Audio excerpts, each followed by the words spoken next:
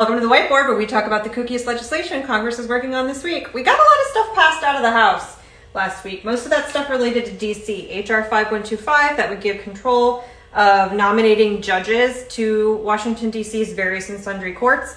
That is done by a commission.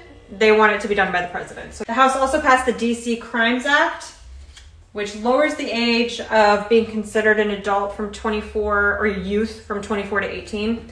And then HR 5140, which was another bill about DC, that lowers the age at which you could possibly be considered to be tried as an adult for certain crimes from 16 to 14. Also got HR 3486, which increases the punishments, the time spent in prison for people who enter the country illegally. That passed the House. And HR 3015, which reestablishes a coal council.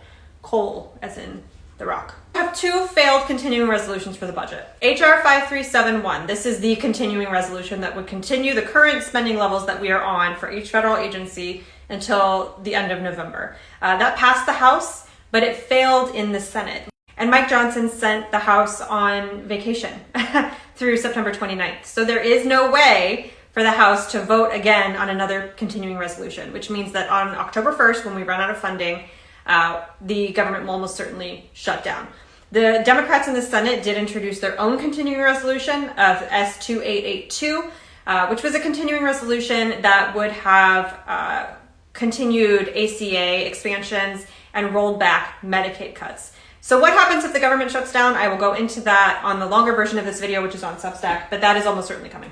Okay, the last thing that I want to mention that Congress did last week was about Charlie Kirk. The Senate unanimously passed a resolution making like a Charlie Kirk Remembrance Day or whatever.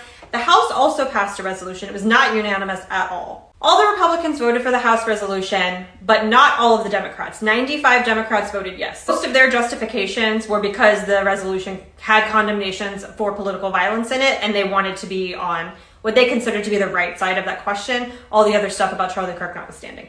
38 Democrats voted present, 58 Democrats voted no, and 22 just didn't vote at all, like literally just left. They were different resolutions. They had different language. So the one in the Senate, the resolution in the Senate, which was much more neutral, neither of them were neutral, but it was much more neutral. It was more like Charlie Kirk was a guy. Charlie Kirk founded Turning Point USA. Charlie Kirk liked free speech, whatever.